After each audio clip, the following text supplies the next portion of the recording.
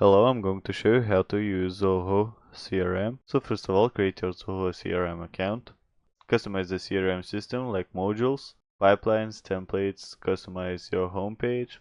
Integrate external applications like Zoho Projects, Zoho Desk, Zoho Campaigns, Survey, Mail, and Finance Suite.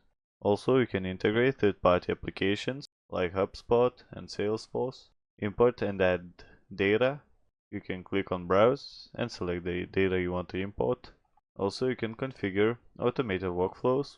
Go to Setup, Automation, Workflow Rules.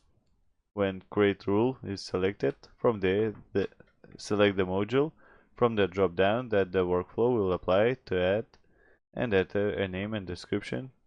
Also, you can set up your automation triggers like record action, date field value, score value. You can choose the amount, the price, campaign source, and others. Also, you can click on instant actions. Also, there's possibility to invite your users. To do that, go to Setup, Users and Control, and Users page.